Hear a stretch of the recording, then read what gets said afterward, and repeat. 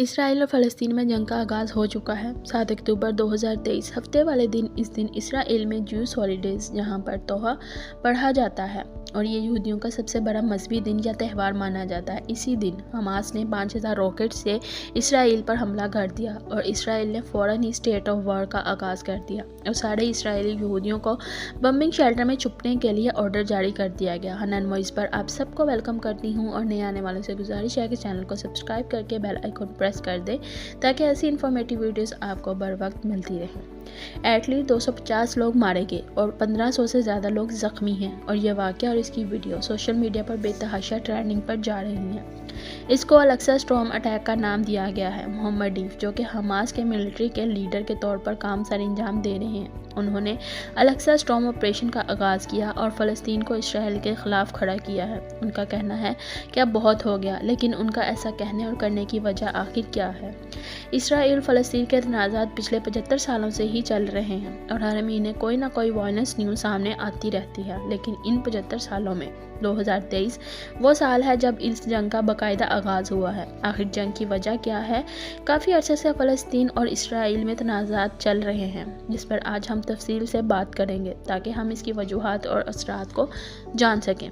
Israel फ़लस्तीन के तनाज़ात को यह मैप भी बहुत अच्छे से बयान कर रहा है, क्योंकि फ़लस्तीन के लोगों का मानना है कि 1947 से आज तक इसराइल आहिस्ता आहिस्ता फ़लस्तीन को अपने कब्ज़े में करना चाह रहा है और इसका सबूत ये मैप भी है, जो कि वाकई फ़लस्तीन मुल्क को आहिस्ता आहिस्ता कम करते हुए दिखा रहा है।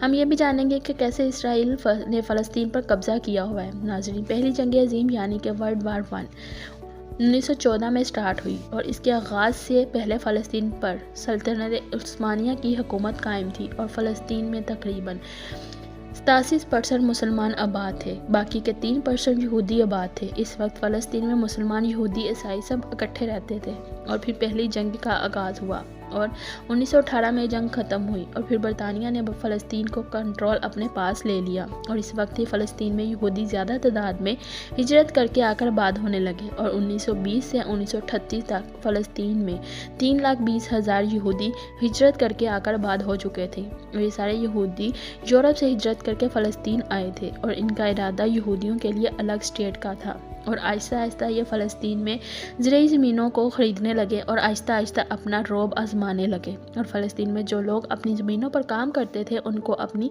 ताकत के बलबूते पर वहाँ से निकालने लगे। वक्त गुजरने के साथ साथ फ़लस्तीन को समझ आने लगा कि यहूदी उनको उनकी ज़मीनों से निकाल कर अपने लिए एक मुल्क पर लहदा से कब्ज़ा करना चाहते हैं।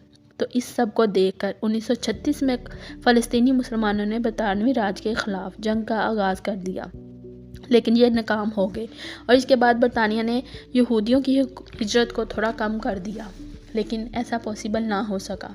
1938 में दूसरी जंग अज़ीम शुरू हो गई और यूरोप में यहूदियों को कत्ल किया जा रहा था और यहूदी लाखों की तादाद में हिजरत करके फ़लस्तीन आने लगे।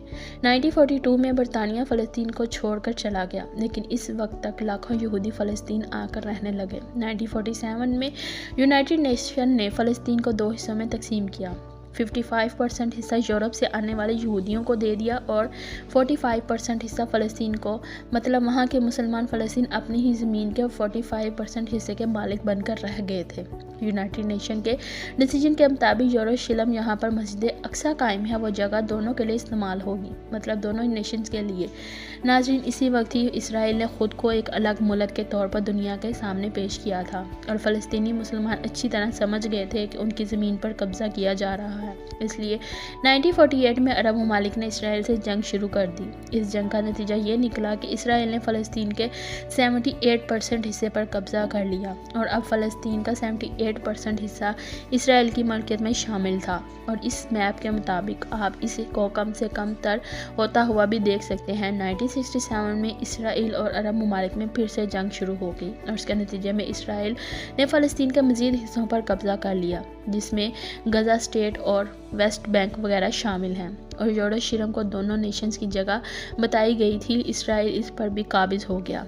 1980 में इसराइल ने यरूशलेम को अपने कैपिटल के तौर पर पेश कर दिया और 4 लाख फ़लस्तीनियों को उनके घरों से बेघर करके उनकी सिटीज़नशिप को भी ख़त्म कर दिया और इनके घरों को तबाह बर्बाद कर दिया और मज़ीद 2 लाख यहूदियों को लाकर यरूशलेम में रहाइश मुहैया की, जो कि बिल्कुल गैर कानूनी अमल था।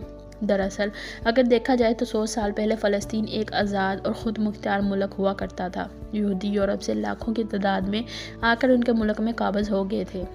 उन्होंने इनकी ज़मीनों पर कब्ज़ होकर इस हिस्से को इसराइल में शामिल करवाया। इसराइल ने यूनाइटेड नेशन के कानून को भी ना माना और इसकी खिलाफ वर्जी कर दी, और इसी तनाज़ात को लेकर हमास ने इसराइल पर रॉकेट्स फेंक कर जंग का आगाज़ कर दिया। खुदा ताला मज़लूम फ़लस्तीनियों को ज़रूर इंसाफ दिलवाएगा इंशाअल्लाह। हम मिलेंगे नेक्स्ट वीडियो में। अगर आपको ये वीडियो पसंद आई है तो इसको लाइक करना, दोस्तों के साथ शेयर करना मत भूलिएगा, और कमेंट में हमें अपनी राय से ज़रूर आगाह कीजिएगा। हम मिलेंगे नेक्स्ट वीडियो में, तब तक के लिए अल्लाह हाफिज़।